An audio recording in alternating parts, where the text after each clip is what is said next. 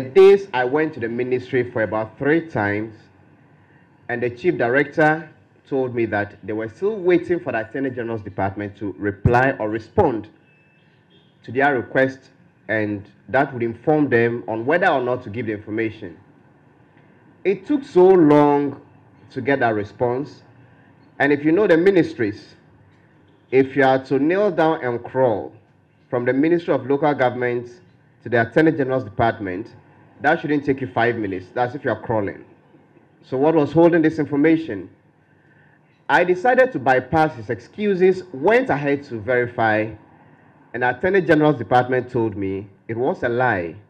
No such letter had come from the Ministry of Local Government and Rural Development to their outfit. So I came back to this same official, the chief director of the Ministry of Local Government and Rural Development, and I'm talking about Charles Dondio. And he said, well, it seems there was a mix-up. The director legal perhaps did not send it and all of that. Eventually, they agreed to send this letter. So when they did, I requested for a copy of the letter they had sent. And this was about 3 months after we had sent the information. But normally when you go ahead to publish, they come out to say the journalists did not even wait for us to respond.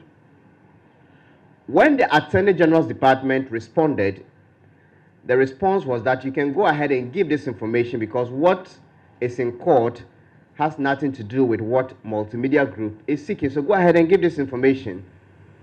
And did they give? A week later, I came back to the Ministry of Local Government and Rural Development and met the Director of Finance and Administration, one Frank Raji, who was the one who actually wrote the letter to the Ministry of Local Government, Attorney General. And the response was that, well, we are still waiting for the Attorney General to respond to our letter, and that would inform us.